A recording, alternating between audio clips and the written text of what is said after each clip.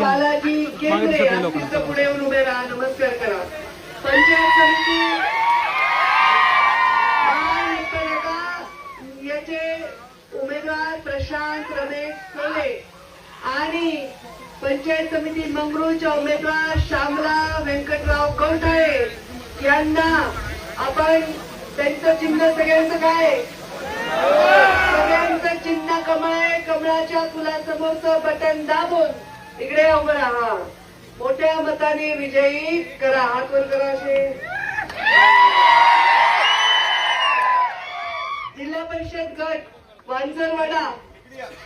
अरे काय रे तुम्ही आपले द्या ना. इथं काय लिहिले? शिवसेना, राष्ट्रवादी, नेमकं काय? मग हे विठ्ठलराव चव्हाण आपले उमेदवार आहे का? हा, ते आलेत का? हा. आणि पंचायत समितीचे शिवकांता ताकबिडे आपलेत का?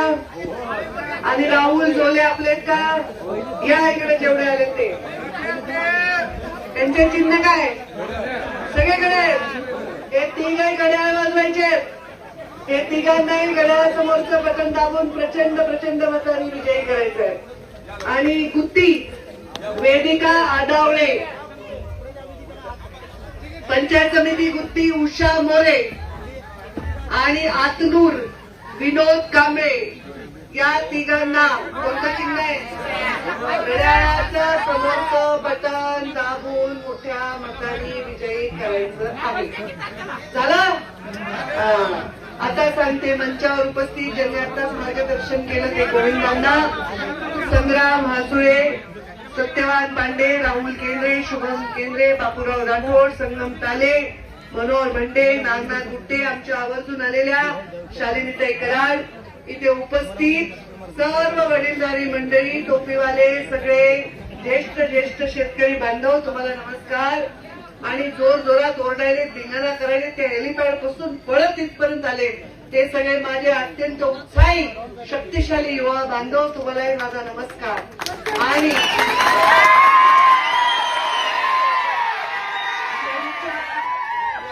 ज्यांच्या हट्टासाठी की आम्हाला फक्त ताईला बघायचंय म्हणून ही सभा इथं घेतलेली आहे, त्या माझ्या मायमावल्या माता भगिनी, महाराष्ट्र शासनाच्या देवेंद्र फडणवीसांच्या लाडक्या बहिणींनो, नमस्कार.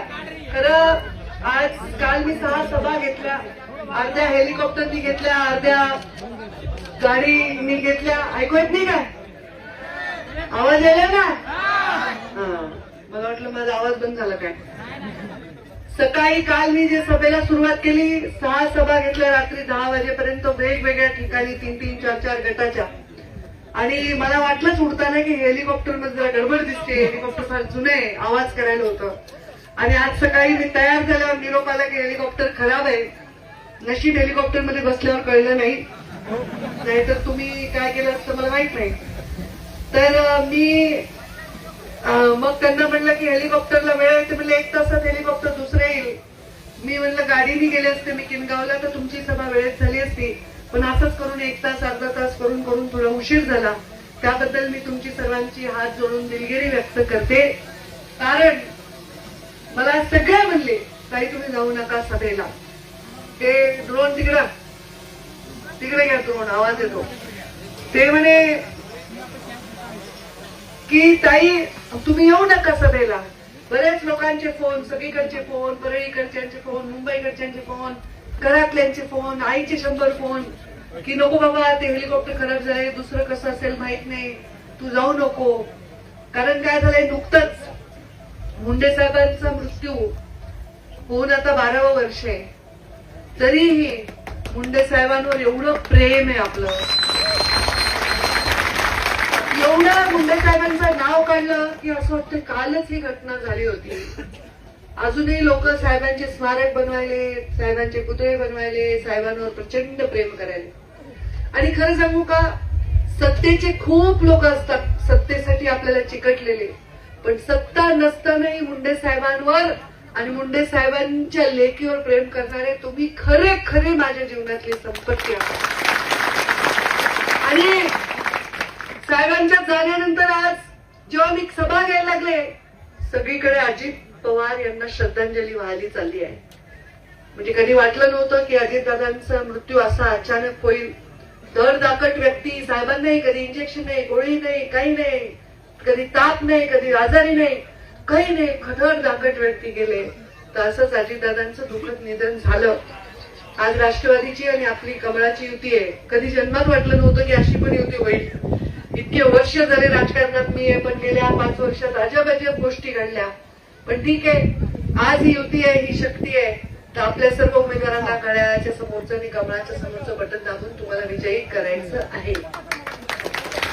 अजितदादांच्या जाण्याने एक भीती बसली लोकांच्या मनात. विमानाने प्रवास नको, हेलिकॉप्टरचा काही भरोसा नाही.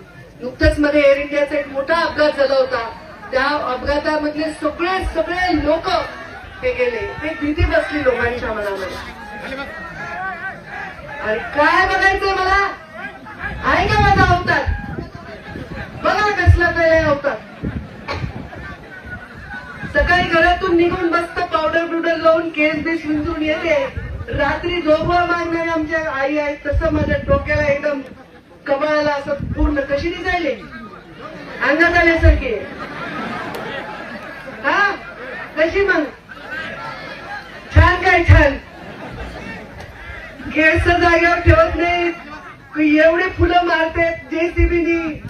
एवढं प्रेम आहे, काळं निळ होते तोंड सगळं, नुसते फुलं नेम धरू मारतात. आता बघायला भांडायले, भाषण तर काही करूच दे ना. ऐका पण जरा, बघायला काय ते युट्यूबवर बघा, पुन्हा फोटो बघा. फोटो जरा बरे असतात, प्रत्यक्षात अवतार असते. सकाळपासून निघालेलो असतो, खाण्याचा पत्ता नाही, पिण्याचा पत्ता नाही. हेलिकॉप्टरमध्ये कुणी डबा दिला, मेहरबानी केली तर त्याच्यावर खायचं. लोकांना वाटतं हेलिकॉप्टरमध्ये उडायलेत, विमानात उडायलेत. मी सांगत होते की अजितदादाच्या जाण्यानंतर या हेलिकॉप्टर विमानाची भीती बसली. नेमकं माझं बिघडलं. सकाळी हेलिकॉप्टर सगळीकडे बातमी झाली. आईने मला सांगितलं जाऊ नको, जाऊ नको, तुला शपथ आहे तू जाऊ नको, तूच कशाला प्रचार करायली. मी अगं जे उभे ते माझे आहेत ग, जीवाचे आहेत ग. असं नाही की माझे म्हणजे आपलेच पाहुणे. अगदी तिकडं गुग्यांची सभा झाली, शेळकेची सभा झाली, अजून कुणाची झाली, सगळे पण माझे जीवाचे, मुंडे साहेबांचे माणसं आहेत. आणि मी नाही गेले तर त्यांना कठीण जाईल, त्यांची परेशानी होईल. म्हणून मला जायचंय. मी जाणारच आहे. माझी आई म्हणजे बापासारखी जिद्दी, कुणाचं ऐकत नाही, कशाला भीत नाही. आता काय करायचं घेऊन? तुमच्यासाठी जर मी कामाला आले नाही, मला सांगा, हे जेसीबीनी फुलं, हे आडरानामध्ये डोंगरामध्ये लोक माझ्या अंगावर फुलांचा वर्षाव करतात. कुणाच्या नशिबाला हे सुख आहे? आपलं बघून आता बरेच लोक करायले पुन्हा, पण कुणाला हे सुख आहे? कुणाच्या नशिबामध्ये हे प्रेम आहे? मला धक्के लागते, पायावर पाय पडते, मोजकारे देते, असं लोक धरून ठेवतात गच्च हात बायका. पोरं सेल्फी काढतात, मोबाईल कधीतरी खटकीत माझ्याच तोंडाला लागते. हे सगळं जखमी होऊन मी रात्री घरी जाते. पण हे प्रेम आहे तुमचं, हेच प्रेम आहे आमचं. रानातलं प्रेम, गरिबाचं प्रेम, तळागाळातल्यांचं प्रेम, वंचितांचं प्रेम, पीडितांचं प्रेम. त्या प्रेमाने अमेरिका विसरायला लावली, या प्रेमाने मुंबई विसरायला लावली. डोंगर कपारातल्या माणसासाठी आयुष्य वेचायची जी काही किंमत मला मोजावी लागेल ते मी मोजेन. पण मुंडे साहेबांनी दिलेलं वचन मी कधीही मोडू देणार नाही. मुंडे साहेबांनी वचन दिलं की या गरिबांचे, वंचितांचे अश्रू पुसा, वंचितांचा वाली, पीडितांचा वाली बना. त्यांचा वाणी आणि वाली बनण्यासाठी राजकारणात काम करा, स्वतःच्यासाठी काम करायचं नाही. त्यामुळे सगळं वैभव जरी असलं तरी तुमच्याकडे बघूनच मला ऊर्जा मिळते, त्या वैभवाकडे बघून मला ऊर्जा मिळत नाही. त्यामुळे मला कशाचीच काही भीती वाटत. भीती एवढीच वाटते की मी आले तर या लोकांची जी अपेक्षा आहे ती पूर्ण झाली पाहिजे. आता मला सांगितलं राहुलनी रस्त्यामध्ये ताई तर पशुवैद्यकीय दवाखाना पाहिजे. म्हणजे एका मिनिटात राहुल जिल्हा परिषद मध्ये उभा होता तेव्हा मी आले होते.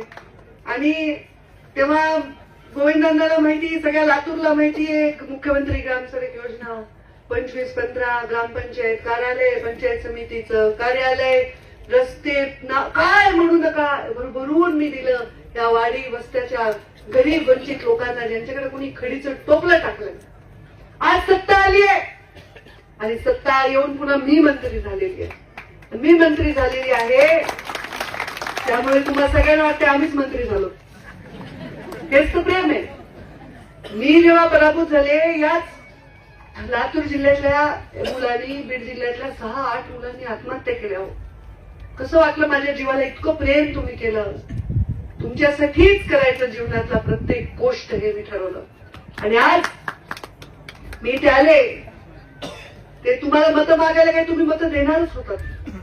मी जर व्हिडिओ केला असता आणि पाठवला असता तर काय केलं असतं? तुम्ही मतं दिले असते ना. मी ऑडिओ क्लिप पाठवली असती तर मतं दिले असते ना. तर तुमची हाऊस भागवायला आले मी की ताईंनी आमच्याकडे यावं. तिथंच साहेबांची सभा झाली होती, तिथंच साहेबांताईची सभा व्हावी याच्यासाठी मी आले. मला त्यांना पण इथं ह्याची सभा घेतली होती का विधानसभेची? नाही, हा अशीच कुठतरी राहणारच सभा घेतली होती मला आठवते. आणि म्हणून मी आले. तुम्हाला विनंती करते 7 तारखेला मतदान करा. आता का मतदान करा सांगायची गरज आहे? मोदी काय करतात, मोदी कसे आहेत काय सांगायची गरज आहे? मी सगळ्या भाषणात सांगते की मोदी गरीबाच्या पोटी जन्मले, मोदी एका गरीब चहा विकणाऱ्याच्या पोटी जन्मले. मोदीजी ची आई आपल्या या सगळ्या मायांसाठी चुलीसमोर बसून स्वयंपाक करायची. मोदींनी ते दुःख पाहिले म्हणून त्यांनी या मायमाऊलीसाठी योजना केल्या. उज्ज्वला गॅस योजना केली, बेटी बचाओ बेटी पढाओ केली, शेतकरी सन्मान योजना केली. आज 12,000 रुपये मिळतात की नाही बाबा? मिळतात की नाही? 6 मोदीजींचे 6 राज्याचे मिळतात की नाही? सगळ्या देशात 6,000 प्रत्येकाला पाठवतात ना. काळजी वाटते तुमची. पीक नाही झालं तर घरात खायचं तरी शेतकऱ्याला राहावं. जो बळीराजा जगाला पोचतो त्याला तरी खायचं राहावं. त्या मायमाऊलीची काळजी वाटते म्हणून लाडकी बहीण आहेत का नाही? लाडक्या बहिणी कोण कोण आहेत? हातवर करा. हा, साध्या सुद्या नाही तुम्ही. मुख्यमंत्र्याच्या लाडक्या बहिणी पुन्हा हो आहेत का नाही? टाईट मारतात का नाही घरात? हे माझा भाऊ मुख्यमंत्री आहे बोलायचं नाही. पण हे मुख्यमंत्र्यांचे मेहून आहे पुन्हा लाडके तुम्ही. बहिणीपेक्षा मेहुणा सांभाळावा लागतो. पुन्हा बहिणीची काळजी असते. त्यामुळे यांना 12,000, यांना 18,000. एका घरात दोघी असले तर मग 36,000. पुढचं तर काय बोलायचं नाही, त्याची पण लिमिट आहे. पण हे सगळं तुम्हाला दिलंय, गरीबाला दिलंय, गरीबाच्या पाठीमागे उभं राहिलंय सरकार. आणि हे सरकार आपले दिल्लीत आहे, आपले देशात आपले, हरियाणात आपले, मध्य प्रदेशमध्ये आपले, राजस्थानमध्ये आपले, गुजरातमध्ये आपले, आता उत्तर प्रदेशमध्ये आलं, बिहारमध्ये आलं, आता पश्चिम बंगालमध्ये येणार आहे. मग आता आपल्याला दुसरीकडे जायचं कशाला आहे? मुख्यमंत्री आपले, ताई आपल्या मंत्री. आता इथं तर पुन्हा अजितदादाची नापली म्हणजे राष्ट्रवादीची नापली होती आहे. हे सगळं असताना दुसरीकडे मतं देऊन करायचं काय? त्यामुळे तुम्ही आमच्या उमेदवारांना मोठ्या मतांनी, राष्ट्रवादीचं ज्याचं चिन्ह आहे घड्याळाचं त्यांना आणि कमळाचं ज्याचं चिन्ह आहे त्यांना मोठ्या मतांनी विजयी करा आणि माझ्या या सभेचा मान ठेवा अशी मी तुम्हाला विनंती करते. लाडक्या बहिणीचे तर खूप खूप लाड आहेत, बरोबर आहे की नाही? लाड आहेत की नाही? सख्खा भाऊ किती देतो वाळणीत? तुम्ही किती देता अण्णा बहिणीला? राहुल तू बहीण तुझी मोठी काय, तिला गरज आहे मोठ्या घरी आमची पोरगी केली. पण तरी जाऊ दे, ह्यांना विचारत नाही ते सांगा ना. खरे राजकारणी तुम्ही सांगा बरं किती देता बहीण बहीण भाऊ किती देते वाळणीला? 500. आणि भाऊबीजेला 500, राखीला 500 आणि माहेरी गेल्यावर ओटी मध्ये साडी कितीची? हा मग चांगलंय तुमचं माहेर. 500 रुपये मिळाली माग बाई एकदम. 500 रुपये साडी, 500 रुपये भाऊबीज, 500 रुपये राखी, 1500 रुपये वर्षाला. आणि आमचा भाऊ किती देते? महिन्याला 1500, वर्षाला 18,000. आता मग असला भाऊ असेल तर बोलून येते का आपण?